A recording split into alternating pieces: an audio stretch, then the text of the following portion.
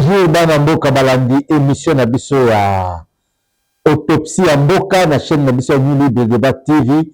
Toyo kopesa bino mbote mingi bisika bozali na mikili ya Amerika, ya Asia, ya Oceania, ya Europa pe ya Afrika. Surtout na RDC Congo, esika bitumba ezali kotungisa biso mpona mwana mboka Kagame, moto azaka na respect ya parole te epai balobi cessez le feu, epai aza kotinda bato basala babitumba. Yango toza koloba lisesela biso kolala kola muka ezali volonté ya Nzambe. Ezali volonté ya Nzambe, yango wana ngonga oyo misusu bazana bapenda ofere baza ya kokomisa Nzambe, misusu na ngonga oyo bazana ba morgue, bazana ba hôpitaux, bazana ba soins intensifs, il faut kokomisa Nzambe tango Nzambe apesi opema ofere. Tozali bomoko na badekolo biso bazali na este bayebaki toza bomoko na bango pasi bazali komona ndenge bazali na motumisi ya mwana mboka Kagame ezali pasi mingi. Yango wana tokei na bango ya kopesa bino actualité lelo ezalaki conseil des ministres mwana mboka tata mokonzi asalaki 37e réunion ya conseil des ministres bokozwa bongo compte rendu na yango oyo mwana mboka Patrick Moya asali bokota yango na bilili et puis tokei mbango na makambo etali consultation ndenge ezali kocontinue. AAP azalaki reçu bato ebele bazalaki reçu wana na baconsultation wana. Nous sommes la plateforme électorale et politique AAP, composée de 6 regroupements. Nous avons AAP, nous avons AR, nous avons AMSC, nous avons ADR, nous avons FP et enfin nous avons AUN. Nous avons été reçus en audience par les conseils spéciaux chefs de l'État en matière de sécurité. Les échanges ont été très profonds, où nous avons pratiquement passé en revue toutes les matières concernant la formation du gouvernement d'union nationale. Et comme nous nous sommes concertés, il y aura une autre appellation que nous appellerons gouvernement de combat, bien qu'il y aura une ouverture vers l'opposition extra-parlementaire et parlementaire. Nous avons commencé à échanger sur l'initiative qu'avait pris les chefs de l'État, que l'Union sacrée puisse se réunir pour comment chercher à défendre le pays qui est sous occupation des armées rwandaises. Et il a fallu donner des propositions, des suggestions qui ont tourné autour de la mobilisation générale de la population en termes d'une communication refondée. Si je prends les termes du professeur Kinke Boulumba, nous avons demandé aussi que la jeunesse puisse rejoindre les drapeaux et pourquoi pas que l'armée puisse opérer des démonstrations au niveau de la ville de Kinshasa en termes de parade pour qu'on sente que nous sommes un pays en guerre. Et nous avons parlé du format du gouvernement. Évidemment, ça est une question qui est réservée au chef de l'État.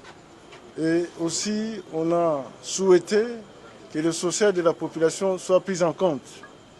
Il y a d'abord l'insécurité, où nous félicitons le vice-premier ministre Chabani qui a fait démarrer l'opération Ndobo, qui doit se poursuivre.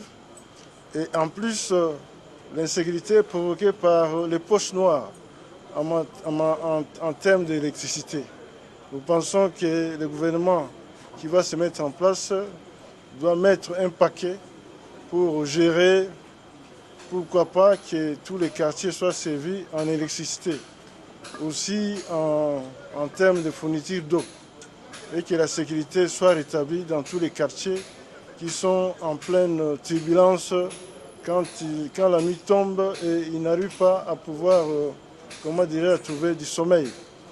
Nous avons aussi échangé au niveau de la classe politique concernant l'élargissement du format du gouvernement parce qu'on a besoin que l'opposition puisse y adhérer. Et là, que le prochain gouvernement puisse adopter un collectif budgétaire. Donc, on a fait adhérer à mon avocat Henriette Ouamo ezalaki consulté maman Reto Mpapesaki makanisi na ya biso toza regroupement Alliance pour la réforme de la République. Tozali A2R en sigle. Toye lelo kokutana na conseiller spécial pour na makambo ezoleka na mboka na biso. Mboka na biso makambo ezotambola malamu te pour na guerre oyo ba voisin na biso bazo koimposer biso. Nde tokoya kotika tokoya croiser maboko na biso te. Il fallait toluka ba solution pour na koyeba eloko nini kosala. Nde yango bomoni biso A2R toye awa kokutana na conseiller spécial pour na kopesa ye pe makambo ya biso tozalaki nango ya kopesa ye po akomise pa mokonzi ya mboka po toza na posa mboka na biso guerre esila kimia ekota na mboka toza ici na posa komona bato bakufa nde bazokufa wana te. En tout cas depuis na botama na mona ke nayokaki o plus de 2000 morts te eza mbala liboso ezolekelanga mais ezosama na mboka na biso bato ebele bazokanisa ko esama na mboka mosusu mais osama na mboka na biso. Tango conseil spécial atuni biso pona makambo ya gouvernement tolobi biso tolingi gouvernement moko oyo kosisa makambo nyonso tu oyo eza na mboka po ba gouvernement oyo eza mikolo eza ka pona bato balia bambongo mbongo donc tozomona gouvernement moko éléphantesque donc ya munene ya kabakata pona bato wana basepesa mabumu na bango biso tona posa siko ya gouvernement oyo eza que ekosisa ba problème ya congolais moko na kati ya Congo. Donc eloko toyebisi yango wana ezala gouvernement oyo mokonzi moko okanisa tai nango mais ezala esisa ba problème ya Congo. Nde tosukaki na ye wana tolobaki na ye ke biso pe nde toza wana toza pe bato oyo totanga toza pe toyebi ke na kati ya regroupement na biso A2R moko na moko akozala pe akozwa pe musala pe asali akosunga pe population esili wana alobi ke gouvernement ezala gouvernement oyo esengeli ya kozala ya 3 blocs. Cela veut dire bloc moko alobi ezala militaire.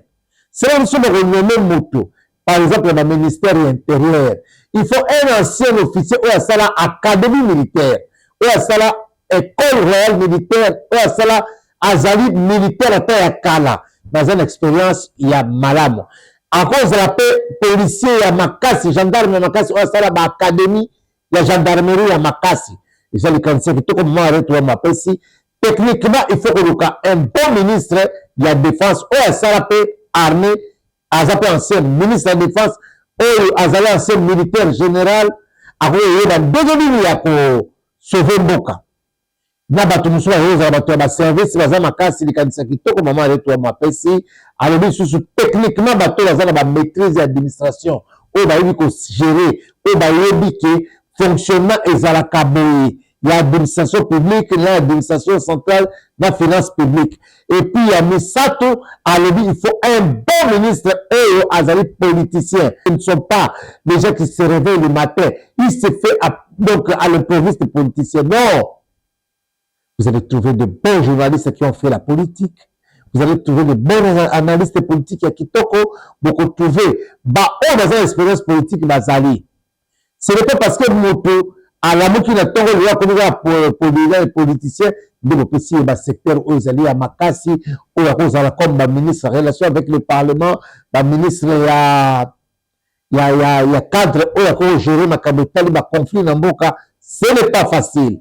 Ce n'est pas facile, mais maman aurait talingi et zalabato azali na ma valeur. Après si likanisa kitoko pona tata mokonzi ba gouvernement union nationale et zala gouvernement nini. Toyite koloba tolobi et que zala profil nini ya ba ministre. Bonne gouvernance. Ministre oyo azali na makambo tali corruption te. Le mandataire qui ne connaît pas corrompre. Des politiciens leaders, on va faire pas de ministre tyran. Il passe ministre, il est fort en corruption, il est fort en immoralité, il est fort dans la mauvaise gouvernance. Pas ces gens-là. Mauvaise gestion, corruption, immoralité, pas ce type d'homme. On a parlé d'une émission passée. Nous avons vécu ça même dans l'élection avec les sénateurs. Nous sommes en train de vivre dans des entreprises. Comment tu peux avoir un mandat de l'État comme d'aujourd'hui l'entreprise publique? Mais tu détournes. Tu te retrouves avec 20, 30 maisons des immeubles. Hein? Ça ne peut pas te... Le ça n'a pas cité. Aussi, le taux de l'immeuble, bon, la bande de Konon a Ikela qui s'est alité, ok, na Bongandanga qui s'est alité, ok, dans ma province, dans la zone de santé qui s'est alité. Bon, pour la pour Songolo, Aïba, qui bon à l'État. Pas de corruption. On a eu des gens, a dit qu'il a reçu la peau dans l'élection sénatoriale, qu'est-ce qu'il doit faire? Avec ça, 500 000 $, à Kamisi, à calculer ma tête, il y a ma, on a des sièges, ou bien tous les sièges les salariés, à acheter ma pièce surtout. Ce sont des gens d'hommes que nous voulons plus. Tant que Kola na Kinshasa, pour ce Kola ka awa, ce que nous va parler ma tigné une école Songolo ah. Moi on a une école là non? Une école là et une école là ba kanyaka corruption. École nous sommes tout à l'heure de l'India ko kota boye. Ah, professeur a comme kandenge nini? Saint-Théophile, Collège Moboto, Lisanga, Nakisamani na Mayele, parents eux na kisumo na ke na Mayele, ngai na diplôme ko ya eza na mabakute. Moi na so akela Collège Moboto eza na mabakute akele liki eza na mabakute. Ce sont des types d'hommes qui te disent style ya mezonga. On voit le parent, il est na CEP par exemple. A économie na ezali salaire na provision na carburant na makambo na nyonso to donc mais papa ça la scandale. Papa vous dit que cette maison l'entreprise va donner un crédit pour na 600 pour na somba na tonga et si la tonga l'entreprise va ko récupérer madame mais siko yote crédit est dans la sauté on va plus d'accord je ne pas et c'est même on retourne papa ka yo mo de nzamba ça pas ça bon va tout ça raté. Papa Mabé. Papa Mabé. Banome yo ministre ko ba déclarer la famille ba dit tout représente ya biso. Biso pe photo sakana. Biso pe photo dia non. Tout représente bino pe ça la mboka kitoko, mboka kebili boso, corruption te, makama Mabé te. C'est ça l'immoralité, la corruption, mauvaise gouvernance, ezali ya Mabé to boy yango. Tokei na makambo ya salite et ko salama na OCC. Oh! Nzambe ya lola. Eza passé. Beaucoup la listing ya bato moto à peine entré engagé en 2023 dans 2025 a commis fondé le pouvoir principal. Bisote beaucoup la bino moko liste to pesa bino botala bino moko. Engagement en cascade. Vous risquerez entreprise de tomber faillite. Masse salariale et recours à les productions faibles. Ça, c'est l'OCC. Quand j'ai vu la configuration à l'époque, la nomination à conseil d'administration Tina Senga Besili, OCC Koufi. Nathalie OCC Koti les balais et Koufi. Rien de configuration, Batomsou le fonds d'un directeur financier. A profit que faire la directeur financière pendant 50 ans le Boakate. Azabakas n'a découvert bancaire. Il y a Tchèque Solonae, les sociétés de zone défaillante, des banques d'un déficit. Et bien ici, le solo, les sociétés intérêt fois 10. Comment les entreprises sont, ils ont une faillite. Corruption. Des gens d'immoralité, des mauvais gestionnaires. Vous allez voir comment à l'OCC, les scandales de conseil d'administration Tinasé, quel est ce scandale que l'OCC a fait pour nous? Les anciens qui sont là, qui ont fait 20 ans, ils n'ont pas même bénéficié des grades. Quand on a grade à commandement, on n'engage pas les gens à grade à commandement. Comment il va s'en sortir pour aller au Salate, à l'espérance de l'administration à Kounate? C'est malheureux. Si le chef de l'État confond la mise je vais parler pour qui est ministre du commerce extérieur. OCC est sous-titel naïe. Je ne sais pas un intellectuel comme lui, un monsieur sérieux comme lui, peut entrer dans Katia, ma boule à potopoto à boy. Non. Monsieur le ministre, Respectez-vous. Ce n'est pas toi qui peux entrer dans la bêtise pour engager Tina Plombier à ça la plomberie qui est fondé le pouvoir principal. Mais non, c'est scandaleux.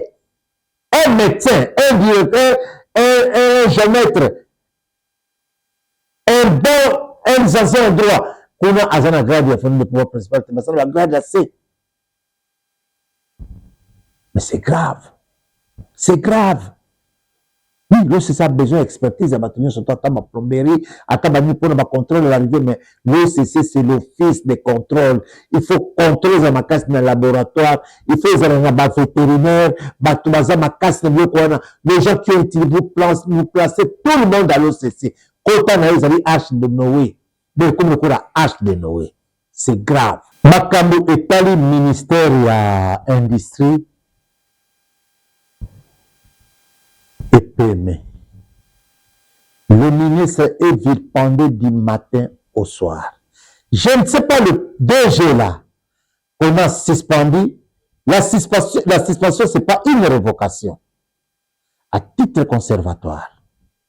Que l'IG fasse son travail pour battre si réellement le fait reproché à DG Ezali réel. C'est toujours ce que nous disons, la corruption. Toute la presse polluée des insultes contre le ministre. Oui, nous devons aider le pays. C'est normal de faire des analyses contre un ministre, ce qui a dérouté. Mais pour les deux versions, la ministre n'a bango. Vous sortez toutes les deux versions. Vous attendez que le ministre n'est pas habitué à faire des droits de réponse. Les insultes, les calomnies, des fausses accusations vis-à-vis du ministre Watoum, parce que tu connais une veille à barre remaniement, on doit le chasser. Mais non. Il a pris une actrice de théâtre à placer comme nièce n'est PCA. Mais si l'actrice de théâtre est licenciée et qu'Azali n'a pas tout possible à la Moussala, où est le mal? Un jour, on va placer un journaliste licencié en communication ou licencié en droit, PCA à la DG à OCC parce qu'il a été journaliste. Mais non, ce n'est pas comme ça. Les intellectuels, les universitaires peuvent s'adapter dans n'importe quelle entreprise, sauf dans la science, la médecine, la pharmacie, ce n'est pas donné à n'importe qui.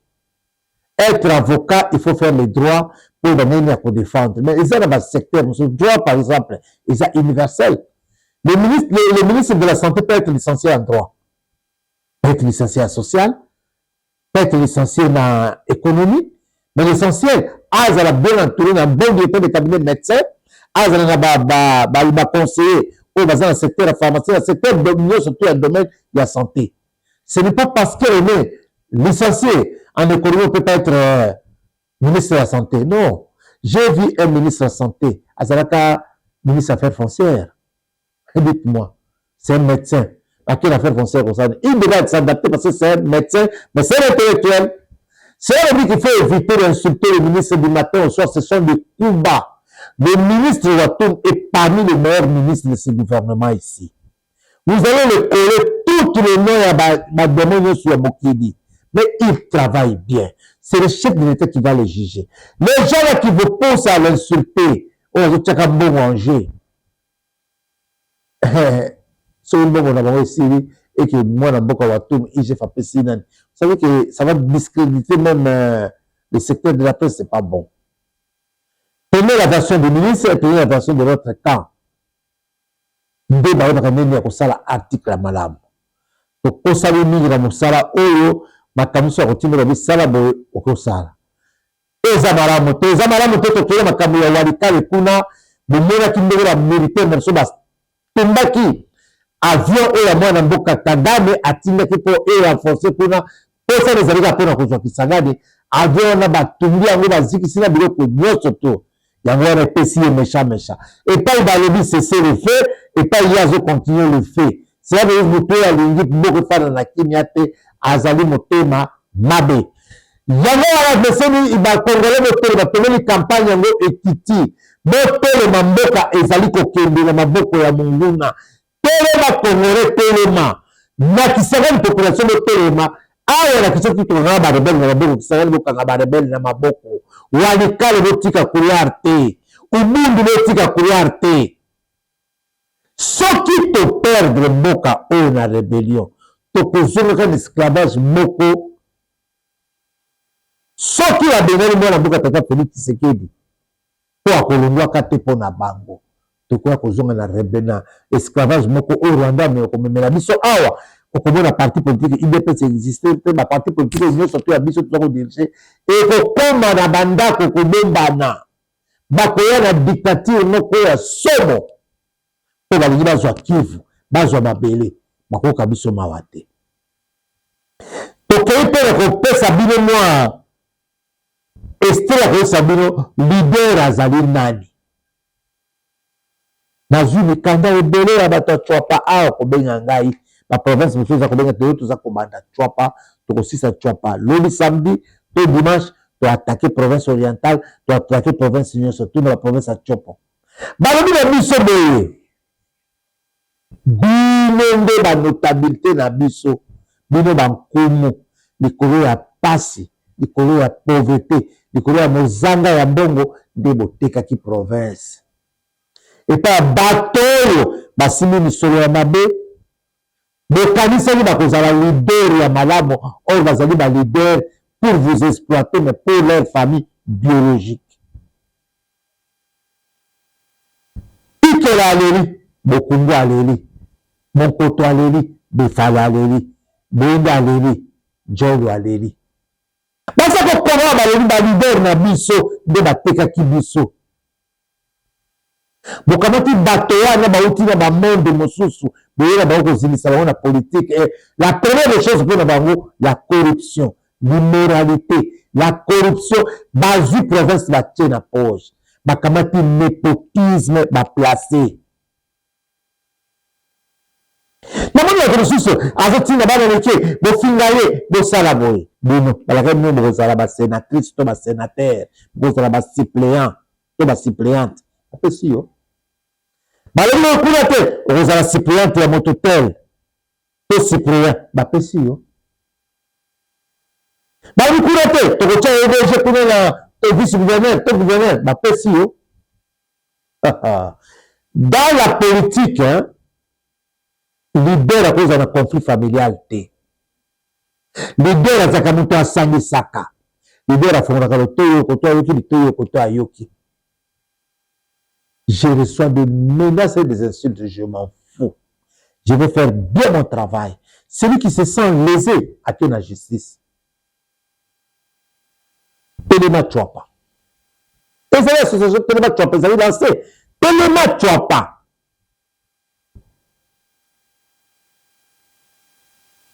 Nous avons besoin des hommes de valeur, des femmes de valeur.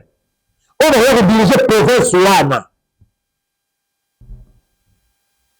Une province presque est disparaître. On ne sent pas. Donc, on va sentir Chopo. On va sentir province. Moi, je na Butawana. Mukeni. Bamiliyoni ya nango. Mais ni matin au soir, azana likolo ya moto na kati ya mai. Tala vivacité na mwana. Esprit et créativité. Mais tu as pas porté disparu. Kaka na discours, kaka kofinga, kotika bakolite, comment des enfants de bas âge, prends le courage d'insulter les adultes dans la campagne pour avenir de Bango Lobby. Lobby allez venir, il y a bien 25 ans, 23 ans, 24 ans, 30 ans. Nous avons qu'aimer. On vit courage, aujourd'hui, on va t'attendre, on vit courage, aujourd'hui, au kamata numéro, la routine, on va dans l'élément. Oh, mais qu'on bangue, somme aussi, c'est l'éducation ratée des enfants. Et les enfants, pareil, ne peuvent pas progresser. Ils seront toujours des garçons de course. Il y a un bateau dans sa commune pour la bango. Le leader n'insulte pas en public. Attends, je suis dans mon thème. Le leader n'humilie pas ses sujets. Au niveau de la leader, le niveau de la leader, le leader fait un bâton public. Le leader est mieux que la population. Le leader est mieux que la basse. Le leader ne peut pas prendre les femmes d'autrui. Le leader ne peut pas utiliser ce sujet en public, ne peut pas insulter en public. Le leader ne peut pas être chef de népotisme des leaders. Un leader, c'est un monsieur posé, calme et constant.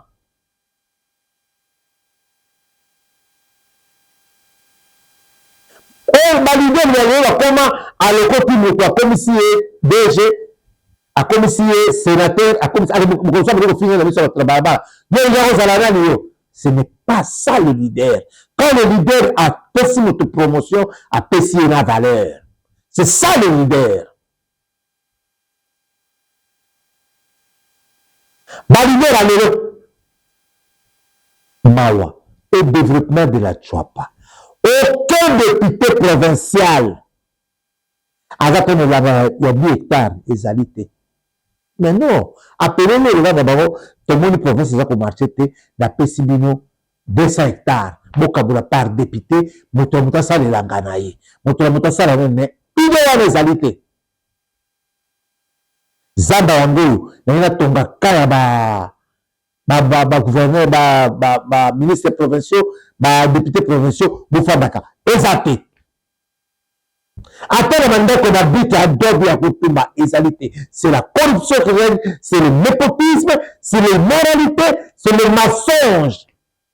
Degré à mensonge, na corruption à outrance. Pas la voyée américain. À cause de la imposteur, bakofinga biso kuna corruption kala dejo asalaki amoni corruption nzoka ndio azamo medibangi ezali kola Alibaba yena moto na yeba jango Karaches aka kola chesa o na ne buda américain na ne jango ba Karaches na babuda ba kubo toro bakutani bakema medibangi na Kagame medibangi tija bangi le kifini ya Kagame mine sala communiquer. C'est ça le comportement des politiciens. Quelques politiciens congolais ou à placé dans le népotisme. Yango pona lelo to suki wana émission ekozala mokolo lobi to mokolo lundi to kotalisa bino makamususu. Chapa Telema et banda ko s'installer to kotina la province de Chapa na befali na mokoto na chaque territoire. Nos députés nationaux, réveillez-vous. Nos sénateurs, réveillez-vous. Nos ministres provinciaux, réveillez-vous. Les députés provinciaux, réveillez-vous. Clameur publique tango yaka, boko kayango te. Tomate, pamba, dépensé qui moto na Tunisie. Le programme du régime est changé. Na Sukiwa.